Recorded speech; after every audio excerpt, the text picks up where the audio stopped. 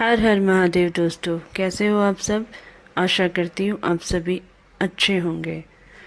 आज हम इस वीडियो में पंडित प्रदीप मिश्रा जी ने देव श्री महापुराण कथा में जितने भी उपाय बताए हैं उन सबको हम बहुत आसानी से और बहुत सरल भाषा में करके आपको दिखाएंगे, जिससे आप बचे हुए श्राद्ध पक्ष के दिनों में उन उपाय को करके अपने जीवन की परेशानियों को समाप्त कर सकें।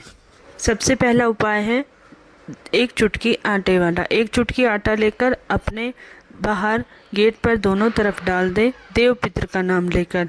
उसके बाद जब श्राद्ध अमावस्या आए तो किसी भी बावड़ी, किसी भी तालाब, किसी भी कुएं के स्थान पर या किसी पीपल के वृक्ष के नीचे या वट वृक्ष के नीचे एक दीपक घी का दक्षिण दिशा की तरफ मुख करके अपनी मनोकामना बोलकर अवश्य लगा दें।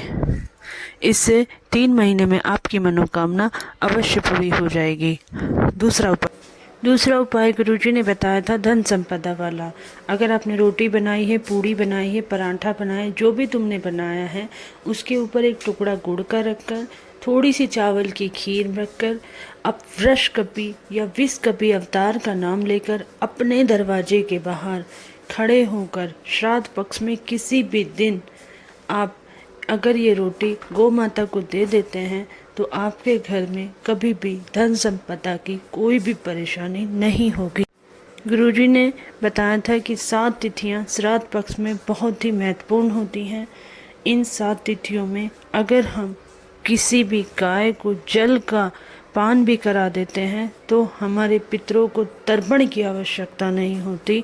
अगर हम तर्पण ना भी कर पाएँ, गलती से हम किसी का श्राद्ध भूल भी जाएं, तो भी हमारी जो गौ माता का दिया हुआ दान है वो तर्पण के समान है। पांचवा उपाय श्राद्ध पक्ष में हर माँ को अपने बच्चों के लिए करना चाहिए जो एग्ज़ाम दे रहे हैं, परीक्षा में बैठ रहे हैं, किसी भी तरह की नौकरी की परेशानी आ रही है, व्यवसाय की परेशानी और व्यापार नहीं चल रहा हो, या फिर किसी भी तरह का लोन आपका क्लियर ना हो पा रहा हो, आपने अप्लाई करे बार बार थक गए हो, तो 3 सफ़ेद पुष्प लें, 3 चावल के दाने लेकर, 3 देवपित्र कन्या की 3 कन्याओं का नाम लेकर, जो 3 बेटियां हैं उनके नाम लेकर, मैना, धन्या, कला, तीनों के नाम लेकर उन 3 और चावल के दाने और 3 पुष्पों को अपने दरवाजे के पास, जो बाहर का दरवाजा है उसके अंदर की तरफ रख दें। थोड़ी देर उन्हें वहाँ रखा रहने दें। उसके बाद उन्हें उठाकर मंदिर लेकर के जाएं। अपना नाम और गोत्र बोलकर पहले नंदीश्वर भगवान को स्पर्श कराएं।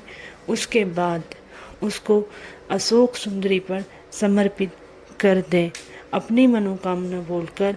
इससे हमारे बच्चों के जीवन में जो भी परेशानियाँ आ रही हैं वो हमेशा के लिए खत्म होंगी और हमारे बच्चों का उज्जवल भविष्य के रास्ते अच्छे होंगे।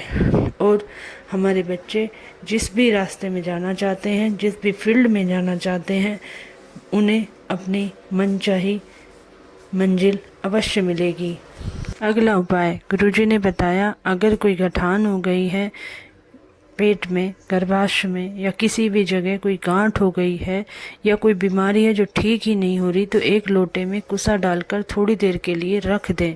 उस जल को लेकर के मंदिर में जाएं, जहां पर अशोक सुंदरी और माता पार्वती के हस्त कमल के बीच में जगह खाली बची हुई है, उस जल को वहां पर समर्पित कर दें।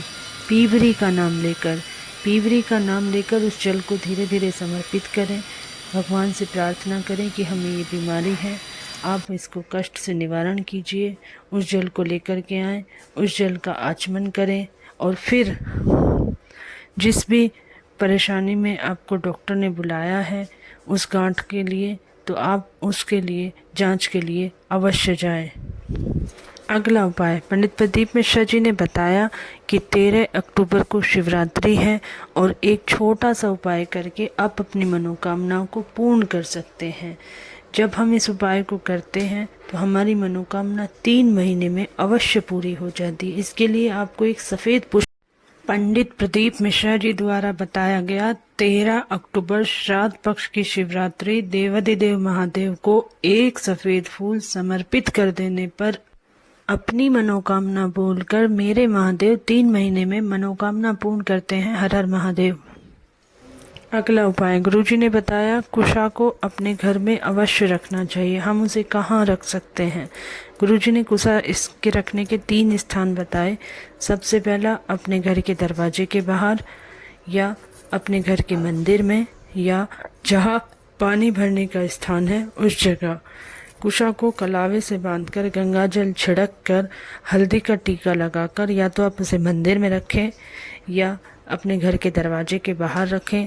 किसी भी फोटो या मूर्ति के पीछे चिपका कर रख सकते हैं, या पानी भरने का जो स्थान होता है किसी भी जगह आप उसको रख। इस वीडियो में श्राद्ध पक्ष में जितने भी किए जाने वाले उपाय थे आपको सरल भाषा में करके बताए गए हैं। आप इनको बहुत आसानी से कर सकते हैं। श्राद्ध पक्ष में आप इन उपायों को अवश्य करें। आपको वीडियो में बताए गए उपायों में से अगर कुछ भी परेशानी हो तो आप कमेंट कर अवश्य पूछिएगा। मैंने अपने इंस्टाग्राम आईडी का लिंक भी अपने यूट्यूब के अबाउट में दिया हुआ है। अगर आपको कोई भी परेशानी हो तो वहाँ पर भी इन वीडियो को दिखाया गया है। हर हर महादेव। ओम नमः शिवाय। चैनल को लाइक कीजिएगा, सब्सक्राइब कीजिएगा और अपना प्यार इसी तरह देते रहिएगा। हर हर महादेव।